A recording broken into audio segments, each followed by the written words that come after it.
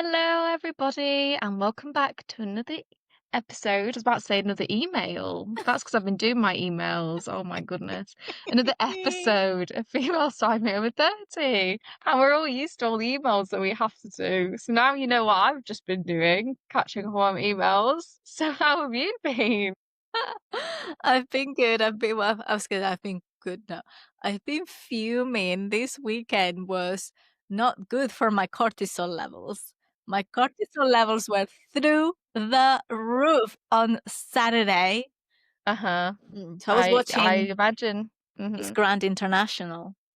Yeah. And I mean, what was that? I don't know if you've watched it, I but watched up until I did try and watch some live, and I literally watched up until UK wasn't called into top 10, and then turned it off. I didn't yeah, watch anymore I think that's after what that. most people did. Like, when we saw that Harriet didn't make top 10, Mhm. lots of Yeah, people switched it off. yeah, Madly and I continued because we were live streaming, yes. right? And we were just like, okay, well, she didn't make top 10. This is Mhm. an injustice. How can this happen? Yeah, But let's continue watching. And it just yeah, went downhill from there. Like, then they yeah. announced top 5, and we were like, okay, fine. And then when they started doing the, like fourth runner up, third runner up, blah, Right. blah, all of that, we were like, what? What? What? Really? No, no, what is happening?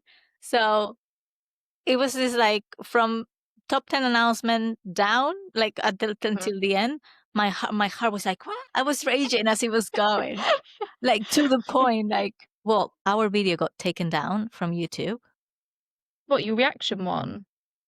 Did it? because I said that I didn't like Philippines, that I thought like her runway and everything like that, like on stage, she was beautiful and perfect. But as a Uh-huh. person, I got Mhm. like fake person vibes, like when you Mhm. see someone like overacting, overdoing things, it's Yeah. like, oh, that's a little bit fake. Well, the Filipino fans, man, they were like in the comments, like, how dare you? How dare you say these Oh kind of things? Threats. There were threats. my And goodness. then they kept reporting the video and YouTube took it down. My goodness. This So is why I cannot could say anything bad about Philippines. never do reaction videos. My heart wouldn't take it. I to be honest, I wasn't really watching anybody else.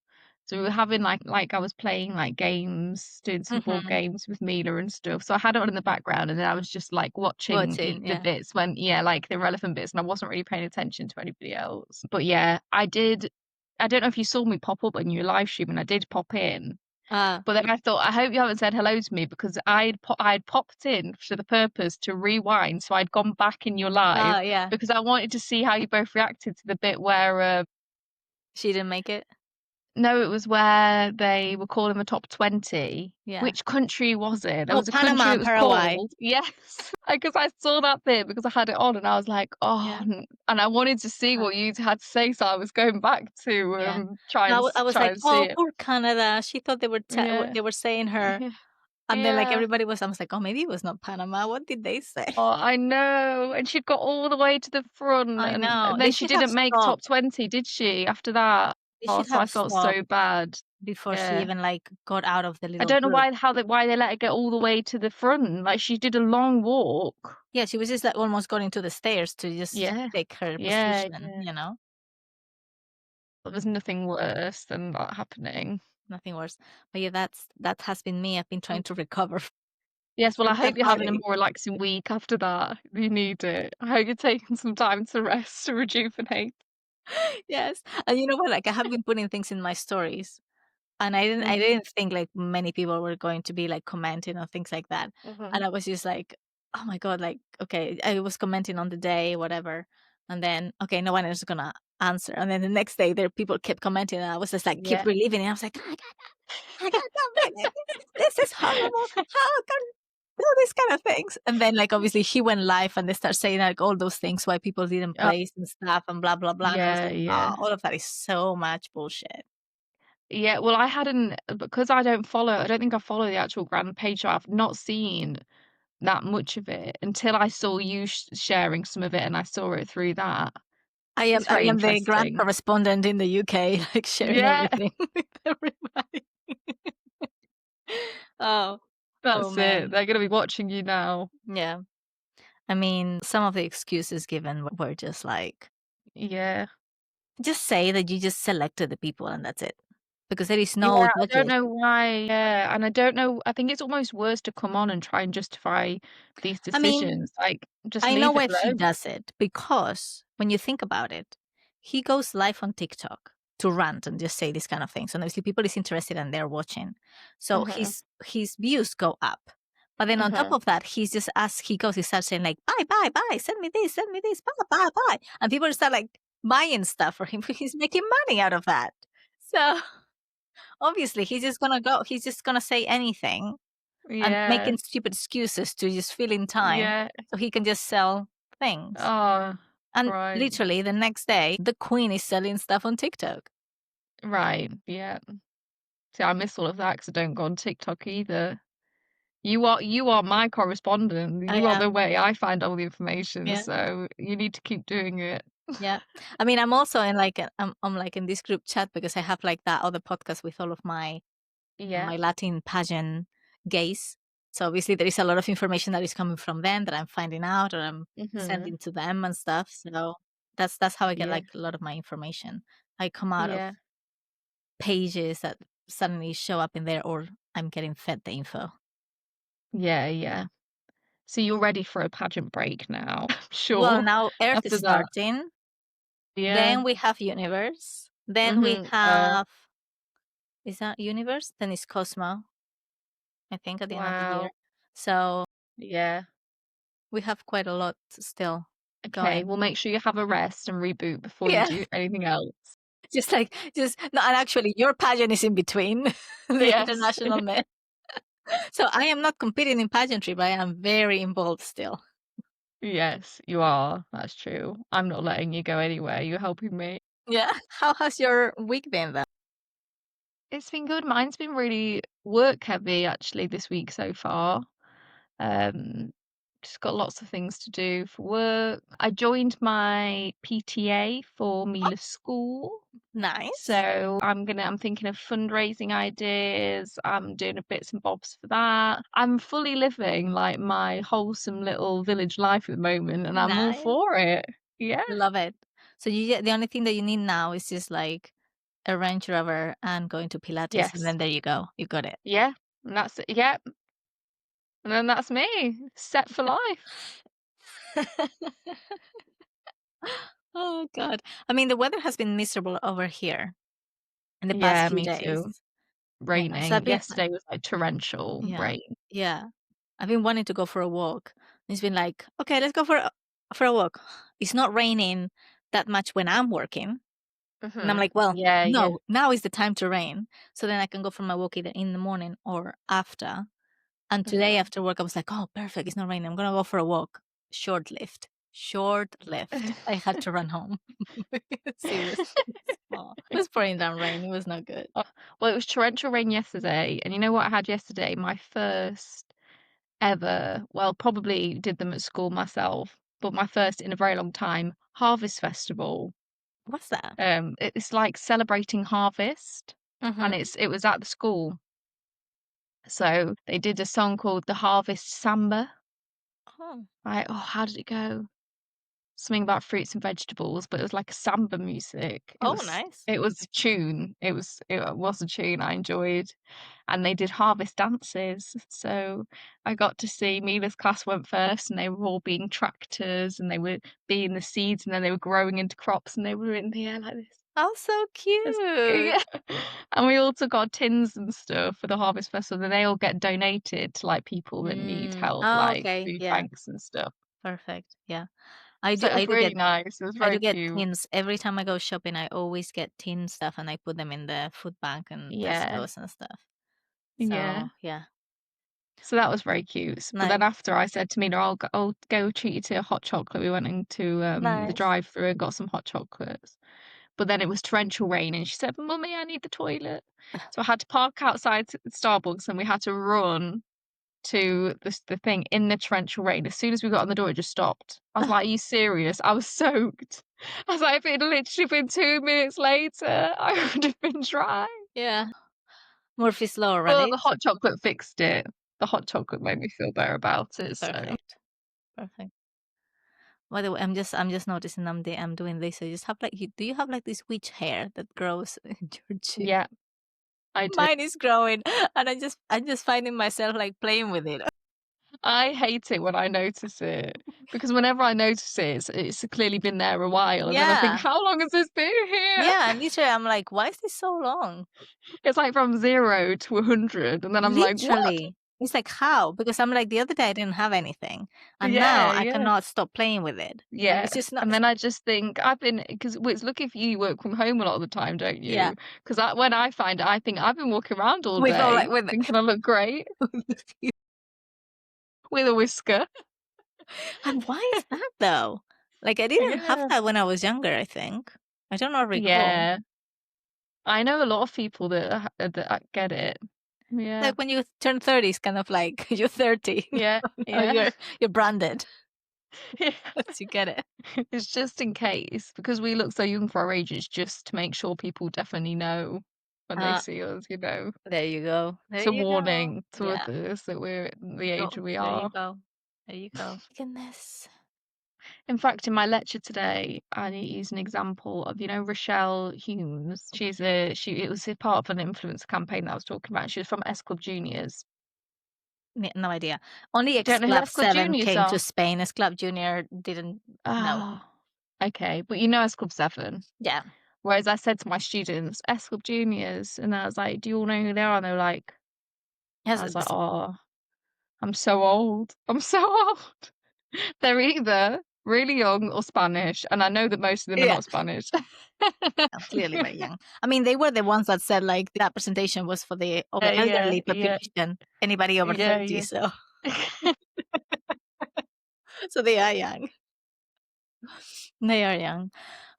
So today we are having a very interesting episode. We're going to be talking about raising kids with cystic fibrosis, and we're just going to have a guest that is going to tell us everything about motherhood, how she found out about the diagnosis, how she living with this, if there is any support groups and things like that for maybe parents that might be going through the same thing, so we can help raise awareness as well as about it. We have now our guest with us in the room. We have Aimee Barber-Faulkner with us. Let me tell you how I met Aimee. So I met Aimee in 2017. That's quite a while. When I was doing my very first bodybuilding show, she was in my same category that she won, actually. And obviously, since then, I've been following her on Instagram and I have been seeing what she's been up to. She did a pageant afterward. And I have recently found out that she is the sister in law of Jamie Lee Faulkner, one of our Miss Universe Great Britain. So it's just, like the pageant world is so small. And I believe they are both now working with Miss Scuba UK. They have recently done one of the finals that our friend Beth won. So we are so excited to follow her journey very, very soon to internationals. And Aimee had a baby and her baby has cystic fibrosis. So we reach out to her to see if she will be willing to talk to us about it, because I don't think there is much awareness about it. There is not that many people talking about it. And obviously we are all about like talking about topics that not everybody is talking about and just shed a little bit of light on it. So welcome to the podcast, Aimee. Thank you for being Thank here. you. Thank you. Thank you. So obviously that was a very, very little intro, but Yeah. yeah, can you introduce yourself for our listeners? Yeah, so I'm Aimee. I'm 33 years old and I live in Rotherham with my husband, Callum, my daughter, Harper, and our two stepchildren, Tyler and Beau. Can you just tell us a little bit about, well, I guess about cystic fibrosis, if you could give us a little bit of information about what that is for anyone that might not Yeah. know, and then also a little bit about your journey with it as well. Yeah, so I have wrote some things down just so I don't waffle, because you will be here all night if not. So cystic fibrosis, we often refer it to as CF. So you'll probably hear me say CF quite a lot. This is a genetic condition that's passed from mum being a carrier, dad being a carrier. Actually, 1 in 25 of us do carry the CF gene. And you won't know about it because if you are a carrier, you have no symptoms whatsoever. So you only know that you are a carrier if you have a baby with CF. So I'm a carrier, Callum's a carrier, we've had Harper. There's a 1 in 4 chance of your baby having CF if you are both a carrier. We didn't know, there was no signs of CF at first. I had a few suspicions that she may have maybe bowel issues. I actually thought she had IBS because at that point there was only, I don't know, in those newborn trenches, if you like, you sort of, could it be this, could it be that, Googling things. And then heel prick results, which I think every newborn has now, at day 5. Those came back on day 16. And I got a phone call from a nurse at the Children's Hospital, and she basically said, we're coming to your house, we've got some news about your heel prick results for Harper. So she came to the house, basically sat us, me and Callum, down and just said, your daughter's got cystic fibrosis. Get your things together, we're going to hospital now. And yeah, that's how we found out, basically. So no symptoms at birth, which again is, every CF story, I think, is quite individual because some do have signs at birth, some don't. But usually, as a whole, you do find out from the heel prick test. So obviously, like that must have been a bit of a shock. Obviously, when they call you and they Yeah. tell you like, we need to come to your house, we have some results. I guess like Yeah. 1,000 things go through your mind. Like, what can that be? Yeah. How did you feel when you got that call? And then when they told you what it was, like, did you have any idea what cystic fibrosis was at all? Or did they explain it to you when you got to the hospital? I think your immediate reaction when, you know, a medical professional rings you would probably be panic. So panic just sets in because I didn't really know things about the heel prick test. So I didn't really know what they were testing for. And actually the day before that, we'd just got the sort of thumbs up that, you know, you've not heard anything back from your results. So that's good news. So you think, oh, I'm all in the clear, everything's okay. So yeah, that first initial reaction was just panic, and just, Callum was out at the shop at the time, actually, when I got the phone call. I was at home with Harper. The first time I'd been left on my own with her. So I was calling him and I was like, you need to get home now. Somebody's coming now. And yeah, panic really. And then I think once things get explained to you, I had a very outdated sort of view on cystic fibrosis, probably because it's what my parents taught me. We know someone with CF, but again, their views on that girl was very outdated, not really up to date on current medicine. So we kept on being told it's a really good time to be born with CF. Now, when you've just received a diagnosis like that, you do think, is there ever a good time to be diagnosed with CF? Not really. But in hindsight, and you know, I've had sort of 4 years now to process it, if you like, it's, what they mean to say is the medicine has come on so well in the, you know, the past 10 years. So it is the time to be born with it, because I guess there's more access to drugs and medicines and research than what there ever has been. Yeah. So it was definitely a shock, because CF does not run in our family that we know of. No one's ever had to be tested for it before, because you're only tested for it if somebody's born in your family with CF. So I think it was a big ripple effect for the whole, my family, Callum's family. State of shock. Yeah, complete shock. Yeah. I bet. I remember those early days when I had my daughter, and I literally, you're just not in the normal, like looking back, I can actually not really remember it because you are just not in the normal headspace that you would be in when you are your normal self. It's like a whole different version of yourself. So I can only imagine how emotional it will be when that happened. What happened from there? How much did it affect those early days? So once they'd come and told you the news, and obviously you mentioned you had to go to the hospital at that point, did you have to go there for like a length of time, or was it for more tests? So basically, we went to the hospital that day, and we just basically got put into the CF team. You get a whole team, which we're so lucky to get. And you get nurses, consultant, dietitian, physiotherapists, pharmacies. You're literally like bombarded with people, and they're all focused on Harper. Obviously, with there being a blood test, you know, it's pretty accurate. But the first thing was a stool sample. So let's have a look at stools. Yeah, they're really greasy. It's classic signs of CF. Another one that's, again, I laugh about it now, but at the time it's really strange. But her skin was very salty, and that's another symptom of CF. I think a long time ago, that was one of the first sort of practices on how to diagnose a baby with CF. They would just lick them, basically, and they taste extra salty, which she doesn't anymore. But yeah, in those newborn days, she really did. And then we sort of got introduced to the whole team, and very briefly explained what CF was and what's going to happen moving forward. So we were sent home with her first medication that she started immediately, which is Creon, which basically is enzymes which replace the enzymes that Harper can't produce by herself, which absorb fats. So from Harper being born to day 16, Harper was actually not absorbing any fats whatsoever, which she actually put weight on. So we're very shocked on how she managed to do that, bless her. If you can imagine, I was breastfeeding, and basically the feed was just coming straight out of her. So she was not having a good time with tummy issues. So that Creon that she's still on today, she basically had that and on a little tiny bit of apple puree on a little spoon at 16 days old. And, I'm like looking around and I'm like, I've not bought a spoon, because why would I buy a spoon for a newborn?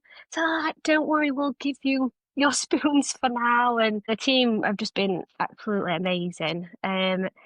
Gave us a whole list of instructions, and she's got to have Creon at this, before every single feed, and it only lasts for 20 minutes. Sent us on his way, and then I come back in a few days.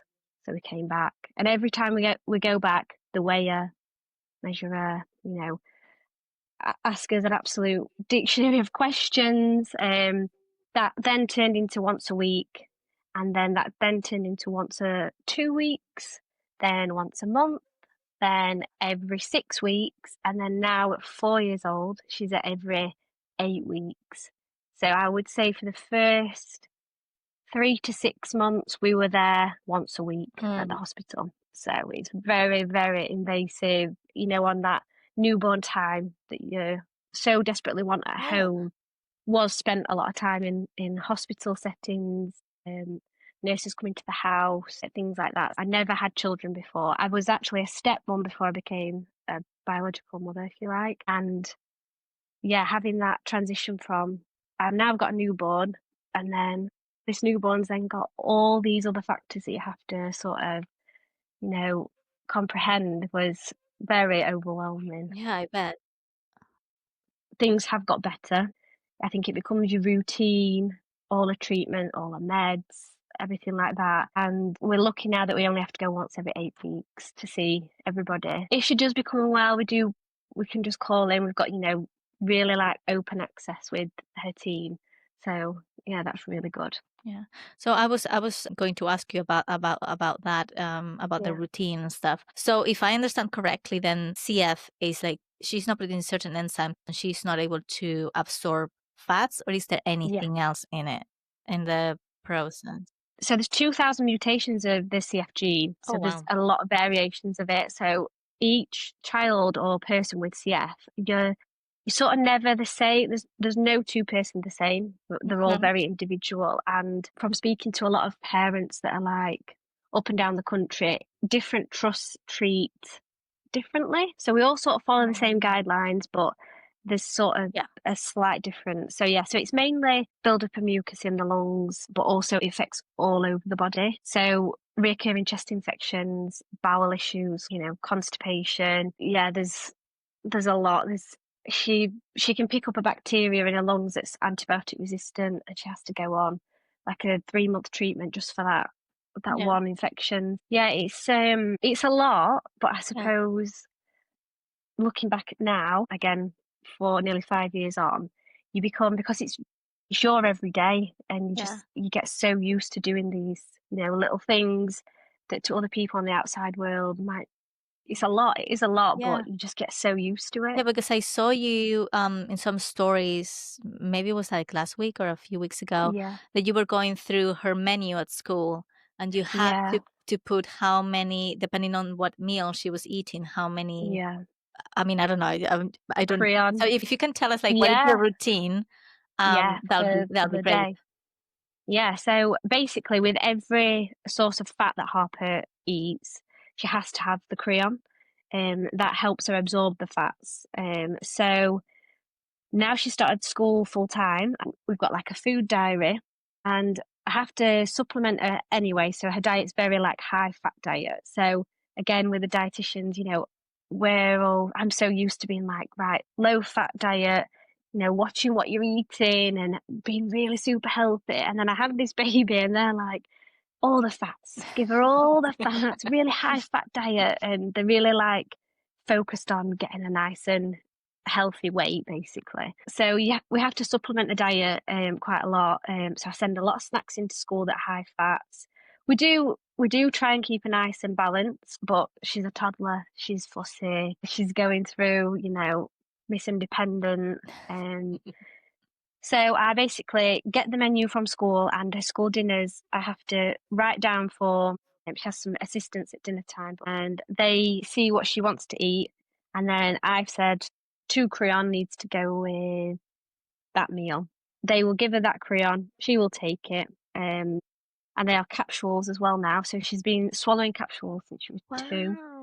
Yeah, which is, again, I think she's just done so amazing with it all. And that happens obviously at school. And then when she's at home, obviously myself and Cal, we just sort of get used to what she eats and what's got fats in and what fats in. But you'll often see us probably checking, all right, that's got 5 grams of fat in, so that's 1 Creon. And yeah, she never really questions why she has to, or if she does question, it's because you've got cystic fibrosis, Harper, and we have to have that to make your tummy work, and so you don't get tummy ache and things like that. So yeah, so meal times are quite focused on timings as well, because that Creon only lasts in a system for 20 minutes. Okay. So again, when I was breastfeeding her, I was on a little stopwatch and making sure that after 20 minutes she was then remedicated. And again, at school, she has a little timer that all her friends know. So when that 20 minutes is up, right, Harper's now needs some more Creon. So they've, kids are just so special in how they adapt so well to other children. Yeah. It's really, really nice. I mean, I'm surprised she was able to swallow pills at 2. I couldn't swallow pills until I was like, I think 18. Yeah, yeah. I still can't some days. Yeah, and to be fair, like the team have sort of never. We knew it was coming because the Creon that you get, it is in like pill form, but you have to sort of split it. They're almost like gravy granules, really, really, really, really tiny. So you had to like split the pill, put that on the apple puree, and then give it her. And then I was just like, but they would go everywhere. Like every CF parent that I speak to, they're like just everywhere. You find these like little grains just everywhere, no matter how much you tidy up. And I just one day I was just sat having breakfast with her, and I just said, "Shall we just try this all down?" And I just gave it, and she did it just straight away. And I was like, "Okay, we're doing that now then." Yeah, so it was so like child led, if you like. But yeah, amazing, absolutely, little trooper, bless her. Thinking about it, I used to get so worried because my daughter used to just swallow whole pieces of pasta. I would Oh give her right. like a pasta meal, and then she'd put it in her mouth and it'd be gone. And I'd be like, "Where's that pasta? Where's this pasta going?" Um, so obviously she started school. Is this her first year at school? And is she in reception? Yeah, so she's in reception. Yeah. She went to nursery last year, and how it worked is it's basically attached to the same school. So it was in the same setting. I dealt with the same teachers, Senko leader, all the staff are basically the same. So last year was like the first time that she ever went to childcare. Up until she was 3, I had her at home just full time. Yeah. So yeah, so now she's in what we call like proper school, I suppose. Yeah, because She what I feels was like going a to big ask you girl. was, I think just like for all parents to transition to school is really hard. Yeah. My daughter was in childcare for quite a while, but I still found it really difficult because it's slightly quite a big step, I feel like, Yeah. sending them to school.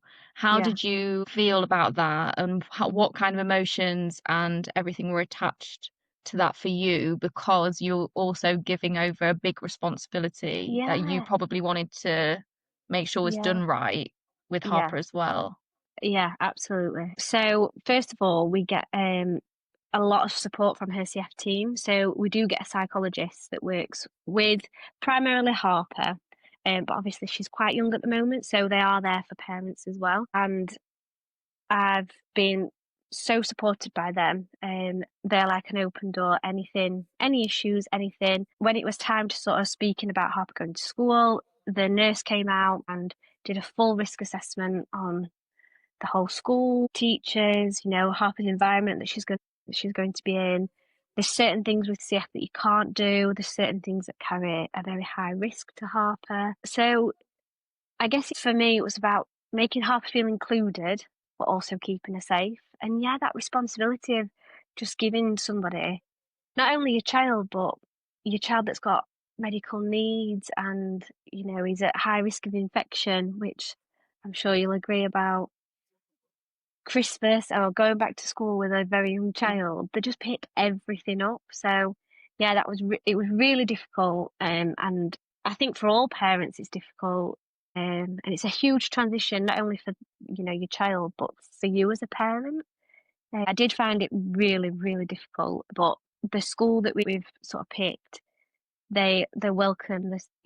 I can go in. I train the staff up myself with Harper medication. Like I said, risk assessments after risk assessments, I have to sign them off. Mm. So yeah, that I think all that sort of helps, but I like to be in control of the situation. Knowing that she's somewhere else, it was very difficult, but now I sort of look forward to it because it's a nice routine for her, and she's thriving so much at school as well. So I think that sort of outweighs the anxiety and the worry from my side. It looks like you have a really good team of doctors Yeah, on your side. Like I don't know, I've never heard. I mean, and again, maybe it's just because I've never treated more with like the child part of yeah, the medicine, right? But that's amazing that they went to your school and talked to people and checked things and did those risk assessment, because yeah, I don't know if every doctor would do that. yeah, County will have someone like that. That's yeah. amazing. Yeah, yeah, they're so supportive, and sort of nothing's too much as well. So when she first started, I had there was just a few hiccups, and I was like straight onto the phone to the nurse, and I was like, please, can you talk to them because it's really worrying me? And she was like, absolutely, don't worry. And she just sorted it, and it was just done. And there was no like, no, you're being too, overreactive or anything like that. They understand so much that it's just about keeping Harper safe and keeping her well. I just honestly cannot fault them. Like I always say to them, I feel so lucky that we've got those that's NHS, because to me they feel like a private healthcare, just with Yeah. how just amazing they are. They're so amazing. You mentioned obviously some other things at school it affects as well, Yeah, so other than like the medication and having to do yeah. that in the normal routine, what kind of other things does it affect within Yeah, their so life? Harper can't play with wet sand. There's all reasons behind this. So wet sand, water play that involves like very like small tubes that water could get stuck in. And it's all to do with a really nasty bacteria called Pseudomonas, which is the antibiotic resistant bacteria, which I feel like if any CF parent watching this is like their big red flags. And nobody wants that phone call that your child's got. We call it pseudo, or PA, just because it's an antibiotic resistant bacteria. It's so hard to get rid of, and it does cause damage on the lungs for long term as well. So there's the 3-month treatment for it, and it's a really horrible antibiotic that they have to take. They become UV affects them a lot, so they can become sunburned even if it's overcast. It upsets the tummy. They can't have dairy. Like I think it's like 2 hours after they've had that medication, they can't have dairy. So your timings in your day have to be like spot on to have this medicine. she also, because Harper has contracted Pseudomonas before, she has picked it up before, not at school, it was when she was younger. And you also have a 3-month treatment of a nebulizer as well. So, and at the time, Harper had never been on a nebulizer and she absolutely hated it. So, yeah, that's all these, all the high risk things at school, they do this risk assessment to prevent that happening, basically. So, she can't go to a tropical butterfly house. Again, that's to do with the humidity and the bacteria that's in the air. Which is her actual first school trip that they would go on at school. So yeah, it's things like that. And again, as a parent and especially as a mum, all you want is for your child to do everything else that everybody else does. But you have to sometimes, I think, step back and do the benefits outweigh the risks. Yeah. And sort of do that, and it's sort of getting school on the same page as you as well, because obviously you don't want them putting Harper at any risk. So she's got a little gardening gloves that I send her in with, and when they go like picking for twigs and leaves and things, she puts them on. And they're very, I suppose COVID has done us all really well because washing hands, just general like hand hygiene's become a lot better, I think, than what it was pre-COVID. So I think that's a good sort of reference to make to people. Is at school I always say like, yep, as soon as she's come back inside though, washing her hands, hand sanitizer, and send her gloves in when I'll wash them and I'll send them back. So yeah, that's sort of boundaries that we come up against at school. But like I said, school are just absolutely, they've just been amazing, and the support that we get from them is incredible. So is this something that she is always going to be like that for the rest of her life? Or as she grows up and has this medication, does she start getting like more resistant to things? And I don't know, like it will get maybe better as she grows or not? Yeah, Or it's so hard with CF again because it's so individual. So for some people, especially the new modulating drugs, Kaftrio and Kalydeco, I hope I've said that right, that are pretty new. There's obviously a lot of research gone into them, but it's very new in the CF world. So these modulating drugs are the closest thing that we've got to a cure at the moment, because there's not actually a cure for CF currently. So these drugs, people are finding they're not getting as many chest infections, which obviously amazing because they're not getting scarring on the lungs. Some children that I'm aware of have actually been able to come off Creon because their pancreas has started working on its own due to these drugs. that's great. So yeah, so I think CF maybe 20 years ago, if you would have said that, I would have probably said it just gets worse and worse and worse. But now we've got the new drugs. There's more research. Harper's team's very proactive with their treatment for Harper. I think it's more about just trying to stay healthy and longevity, basically. So yeah, so she will always have it. It's not something that there's a cure for just yet. But fundraising, advocating, everything that we can possibly do as a parent for CF, and this is obviously going to help. Hopefully, raise awareness for it. So there's a big hope in the future. But for now, yeah, we're just, again, the NHS so lucky to, Harper's got access to all this medicine, and in some countries, this Kaftrio that I talk about, the modulator drugs, it's not available to people with CF, and also the modulator's only available to certain gene mutations as well. So if you had a rare mutation of CF, you're not eligible to take these modulating drugs. So again, you're fighting for everybody to have access to these drugs so that every child, adult with CF can carry on and living long and healthy. So my final question for you is, if any parent has just found out, maybe they've got a newborn and they've just had that same moment you had where they found out that this is the case for their child, what would you say to them? Like, what kind of advice would you give to them to help them through the journey? It's really hard because everyone sort of reacts so differently. I went through sort of a stage of grieving, almost like grieving for the healthy child that I thought I was bringing into the world. and there's a lot of guilt associated. And sort of when you start saying these things when Harper first got diagnosed, you're like, why do I feel these ways? But it's totally normal. And I think it's an absolute rollercoaster. You have really good days, you have really bad days. You have days where CF just absolutely slaps you in the face, basically, and you can't do certain things because of CF, but you can do so much as well. So the early days are hard. You've got a newborn as well, which is, hard also. For me, the more I educated myself on CF, the more confident I became with it. And you have to sort of rejig your life and work your way around it, but you do find your new norm. And it just sort of slots in now. And I've really come a long way to say that, because at first I honestly thought my world had stopped turning. And I thought, that's it. Like, I'm not going to have it for that long. And you think the worst, you think the absolute worst, but it does get better. And it'll be so hard to say you've got a 2-month-old that's got CF. It'd be so hard to hear that. But from someone who's been able to get to this point, and just sort of live with it and not let it overrule our lives. It's a journey. It is very much a journey. Yeah, absolutely. Thank you so much for being here with us and just talk all about CF. But before we go, where can people find you if they have any questions? Is there any resources that you know that you can share with us?